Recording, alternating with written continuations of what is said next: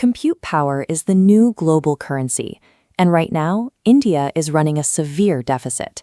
To keep its digital economy running, the country faces a projected electronics import bill of $120 billion. The immediate countermeasure is the India Semiconductor Mission.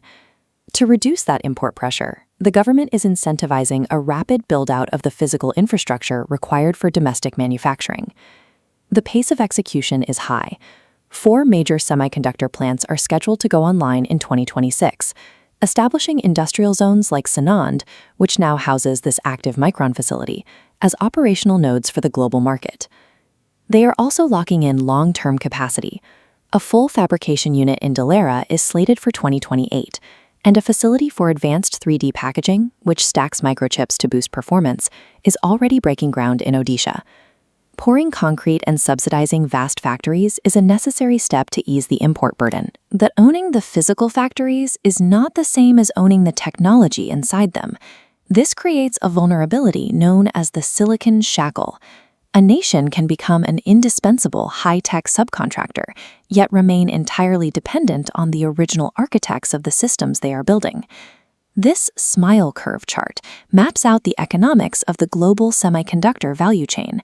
It shows that physical labor at the bottom of the curve, assembly and packaging, yields less than 10% of total profit.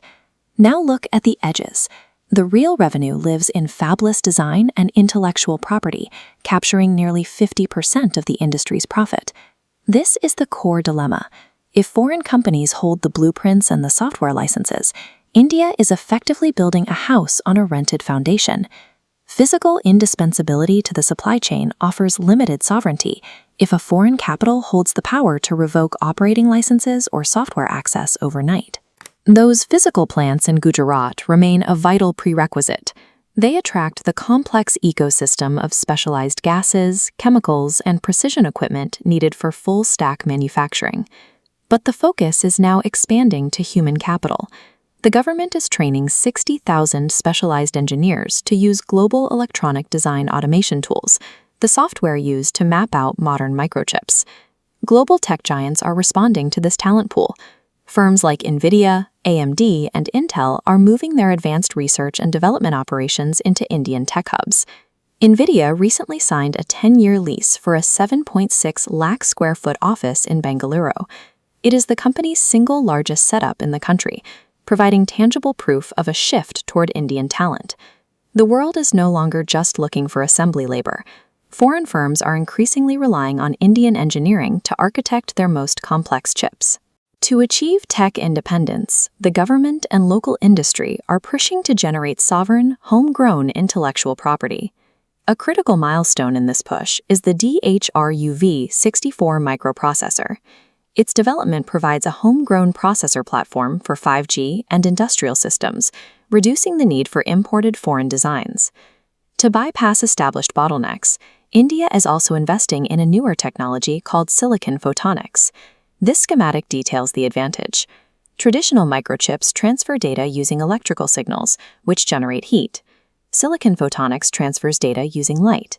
It uses microscopic lasers to achieve faster, more energy-efficient data transfers for high-end AI workloads. Developing silicon photonics moves India's industry beyond execution, allowing it to define the performance standards for next-generation data centers. This chip design push is directly connected to the AI arms race. Currently, over 80% of Indian AI startups rely on foreign foundational models to run their applications. This creates a hidden economic drain called the token tax. Every time an Indian enterprise processes a query through an AI, capital and behavioral data flow to foreign hyperscalers. India's counter-strategy involves building a sovereign GPU reserve to secure compute power, while researchers develop Indie LLMs tailored to Indian languages and legal frameworks. These two pillars, the hardware fabrication in Gujarat and the intellectual property design in Bengaluru, operate as two halves of a single technological engine. By marrying massive physical manufacturing with intellectual property ownership, India is rewiring its role in the global tech supply chain, tracking toward its stated goal of becoming one of the top 3 semiconductor nations by 2047.